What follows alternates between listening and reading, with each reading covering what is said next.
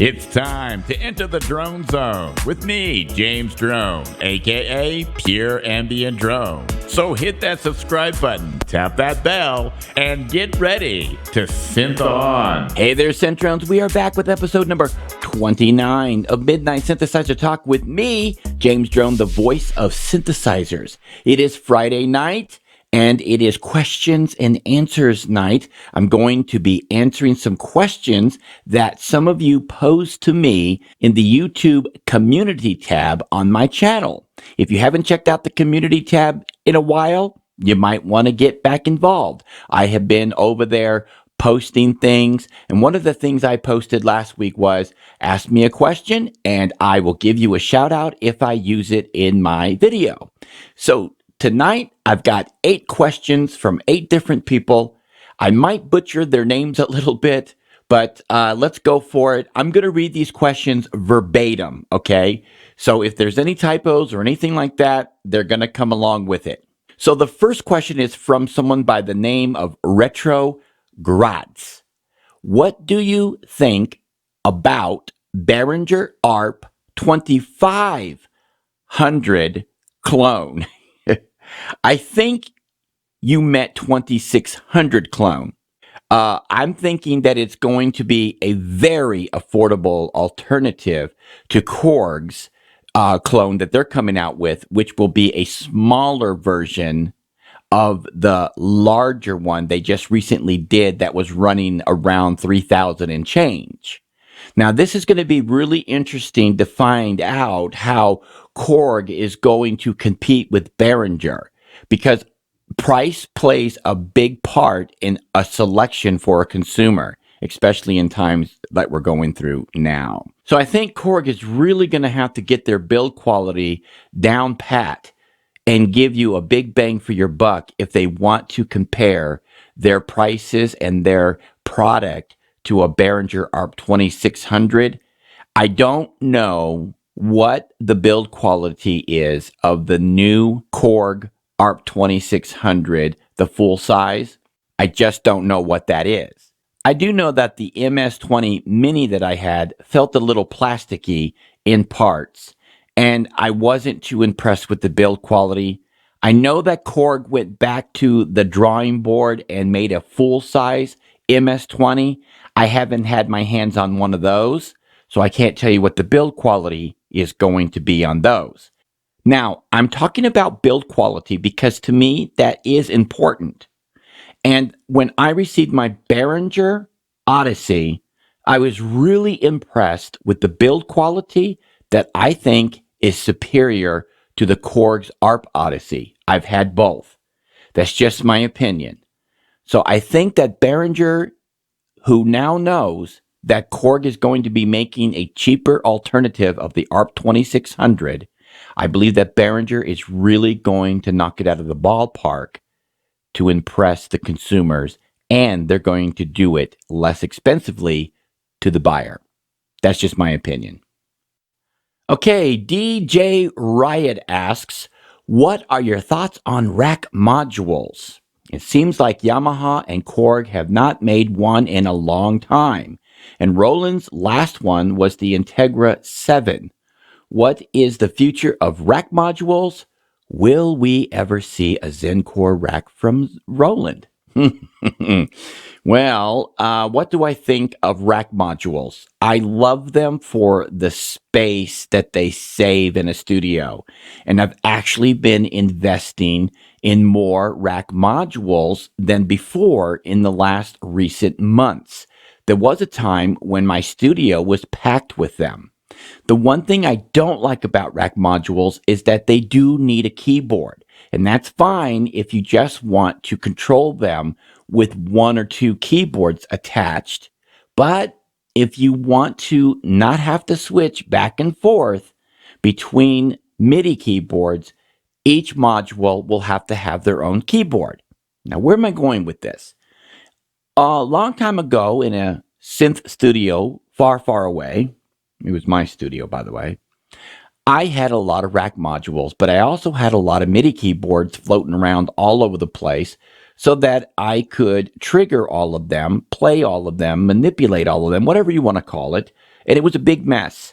And I decided, if I'm going to have these modules with a keyboard for each one of them, I might as well get the keyboards. So I invested in some really good keyboard racks, and I started stacking 4 keyboards per rack. And I even got one of my racks with the little placeholders so they can hold smaller modules or keyboards. And that's where I'm at with them now. Now, your other part of your question is, it seems like Yamaha and Korg have not made one in a long time, and Roland's last one was an Integra 7.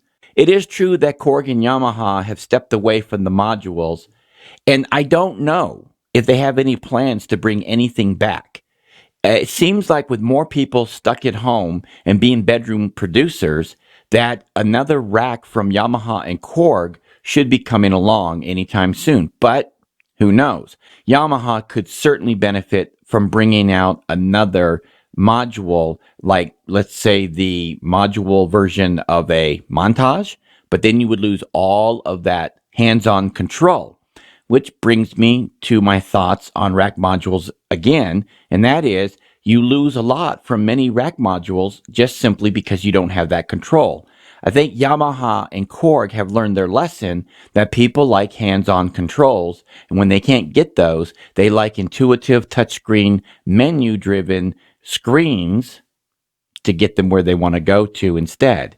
And if they can come up with a module that I would say would have to be a 2-unit height module at the very least, with a nice big fat touchscreen on it, they could have everything on the front of that module.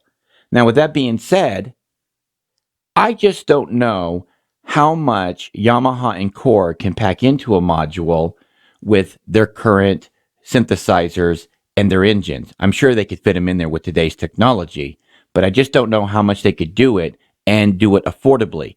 Yamaha and Korg are very expensive lines of products, including Roland. Roland is too. The Integra 7, I believe, is $1,800 for an Integra 7 now. So I had the Integra 7. It was a Supernatural engine, and I always thought it sounded great. There's a lot of bread and butter in there, and I would still have one today if I didn't have the Phantom, which has tons, thousands and thousands of presets. The Integra 7, I think, has 6,000, and my Phantom has over 3,000 as of date. I'm sure they're going to expand all of that too in the future because they're always adding to it. And then there's the rolling cloud. You can use that to add to it as well. So that's my thought. I just don't know. Is Roland going to make one? I don't know. What would they do? I guess they could make, Roland could actually make a module that would fit their cloud software into that and all of their plug outs. That would be cool if you could just have a module that you could suck all that stuff down. But then what would be the necessity for that? Because, you got to think this out a little bit. If Roland did a plug-out module and forgoed all of the control systems that their keyboards offer, what would be the point? Because then you would be controlling it via software all over again. And they want to sell you the software on your computer. And you really aren't going to take modules out and play them in a live situation. You can, and I'm not saying people don't ever do that, but I think that would be awful strange. The Integra 7 was meant to be a all-inclusive rack for the studio, for sound designers and people who needed to produce just about every type of genre, like maybe you do music licensing, commercials, movie work, whatever it may be. The Integra 7 has something in the box for everyone in that area. So I just don't know. It's a good question, and I don't have any good answers for it, but it was fun exploring it. Robert Bell, what is your maintenance cleaning routine for keeping your collection of synths well cared for? I avoid cleaning at all costs. And no, it's not a joke. What I try to do is cover everything up with cloth that doesn't tend to have static when you remove them. And I have a filter in my vent so that when the air comes on, it's being filtered as it comes out of my vent. and then an air cleaner that runs through the night in my studio with the door shut to clean the air and keep it nice and sparkly fresh. If I do get dust on my synthesizers, and it can happen, I take one of those little Swiffer cleaner thingamajiggers. I don't even know what they're called. My wife buys them. And I gently clean. Owen Aitken, Pyramid Drone, perhaps the Oberheim synths that you've owned, ones that you've liked to have, and your favorite one. Maybe thoughts on modern releases as TSV Pro, OB6, and UBXA, although it's technically not from Tom. Okay, that's the question, exactly how he wrote it. Let me think. Oberheim synthesizers. I like the Oberheim synth sound, okay? To me, it sounds dirty and gritty. I don't know any other way to explain that sound, but to me, it's like a gritty, dirty, nasty little sound that comes out pleasant, like a hairy sound, if you will, like a fuzz pedal on the very, very, very light setting. It just gives it character. That's the OB6 for me. As for the TVS Pro, now for those of you that don't know, it's a Tom Oberheim 2-voice synthesizer. It's analog. I think they run around $2,500 for these. I'm not exactly sure. They're expensive. They sound great. I just don't know if I want a 2-voice for that kind of money when you can go a little higher and get an OB6. Not to mention the UBXA. I just really think that we should wait on this. I'm hoping it comes out this year and give it a try and see what we think about it. It's going to be a VCO synthesizer. It's not going to be DCO, which is what the DeepMind is. The UBXA is going to be VCO. I think what Behringer has done with the Poly D proves that they can get some things done in the synth world. Will it sound like an OBXA? I don't think that they're going to nail the sound 100%. And I think we need to stop chasing these dreams of these synthesizers coming back 100%. Arvil Kadabra. Hi, James. Maybe talk about multitimbrality. Seems mostly a lost art these days. How important it is. Does it factor in purchases at all? I guess when you have as many synths as you do, it is probably less important. It is less important to me because what I do is I stack synth voices so that I have different characters on top of my tracks. So rarely do I ever want to use that function.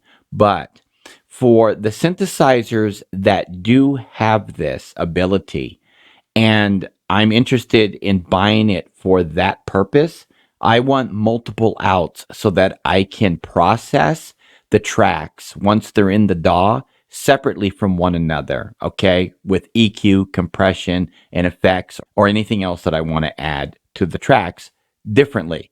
What I don't like is recording two separate sounds on top of one another, even if they come out of the same box, and then realizing that they don't gel well in the mix, because that can happen unless you have complete control.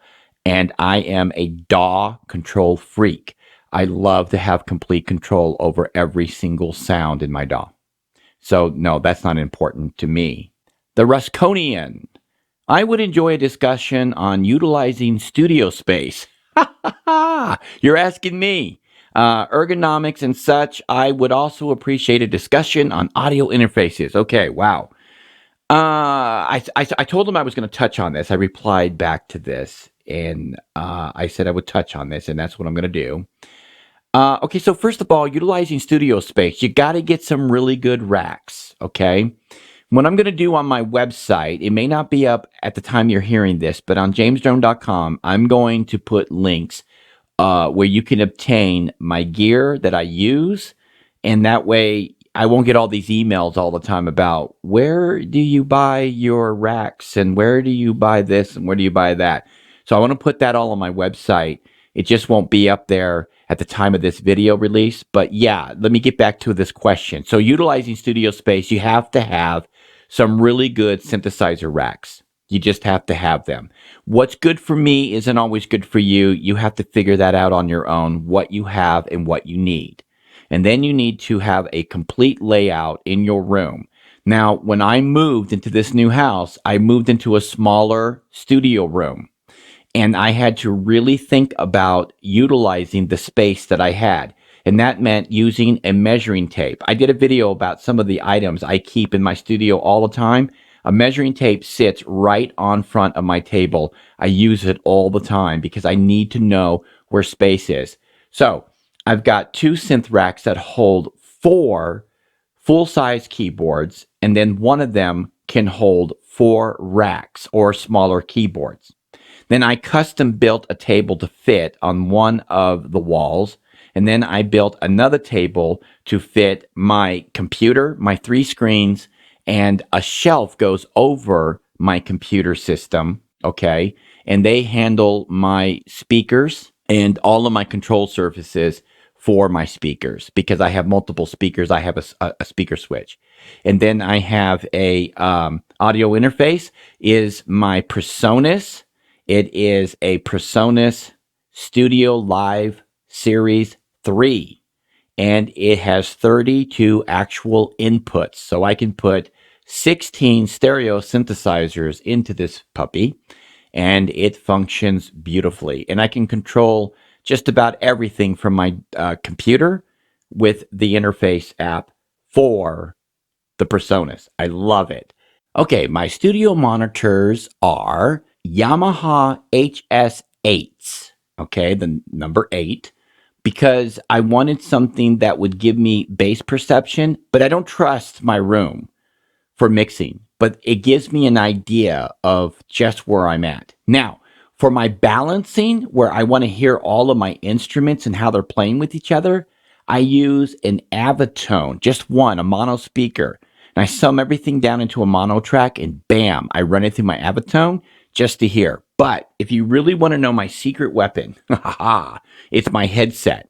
I use AKG 240s, and they are, to me, the very best headsets ever. I can wear them for hours and hours and hours and never even know they're on. But everybody's different, so you may get them and absolutely hate them. With anything, I suggest you get to know your speakers. You play constant mixes, not just your own, but pro commercial mixes, and listen to everything and get to know your monitors. That's so important. Just get to know it. I'm no expert at the craft of mixing, but nor mastering for that matter, but I am getting better, and part of that is knowing my monitors. Last question is Mark DeMuse. What is your favorite effect or effect pedal? On which song did you use it on? Okay, so wow. Okay, first of all, I hardly ever use effect pedals. I just don't like using effect pedals. Most of my effects come from in the box. But at one time, I was using an RV6 Boss digital delay. And I really, really like this pedal, but it broke on me. And I don't know why it broke on me because I never used it except for in the studio, and I never stepped on it to engage it. I took really good care of it, and it just fizzed out on me. And that was really disappointing. And I just stuck it somewhere. I got it still, but it doesn't work. But that was the only one that I really ever used. And I used it early on in some songs that I did on my channel. Ambient Worlds is the name of the album that I used this pedal on. And mostly I used it on the Korg MS-20 Mini when I did use it. And if you want to hear me and see me using it, you probably won't see the pedal in the shot. But you can check out by searching my channel under videos. Just type in Korg MS-20. And then there'll be some demo mixes that will come up for you. I use the pedal on those tracks. So you can check that out. And so that concludes the question and answer segment tonight. I hope all of you guys have a great weekend. Hey, talk with me in the comment section. Be sure to check out the community tab on here. I post things every now and then, so let's get engaged over there. I love all of you guys. Don't forget to subscribe and join me over at jamesdrone.com. Until next time, keep calm and synth on.